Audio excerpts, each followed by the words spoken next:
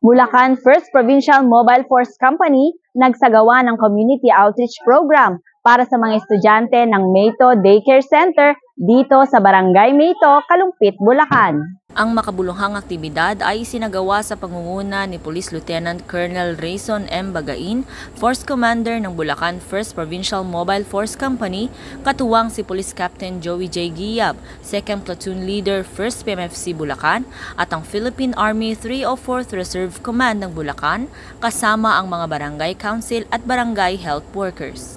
Nagsagawa ng feeding program at naghandog ng mga libreng bitamina at food snacks sa mga bata ang naturang grupo.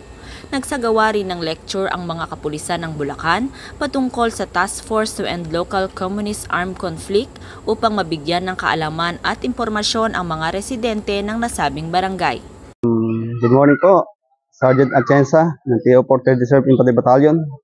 Nandito po kami ngayon sa Barangay Mayto para makasalamuha po natin ang mga mamamayan.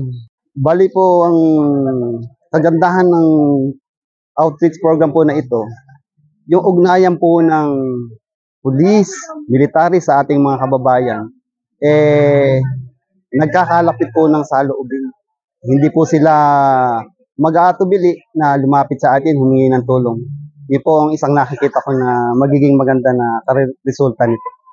Ito ay may layuning magbahagi ng biyaya at palakasin ang ugnayan sa pagitan ng kapulisan at ng komunidad.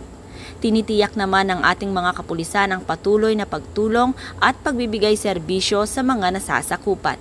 Mula dito sa Kalumpit, Bulacan, ako ang inyong PNN Correspondent, Patrol Woman Pearl Crystalline Javier, alagad ng batas, tagataguyod ng Balitang Pulis.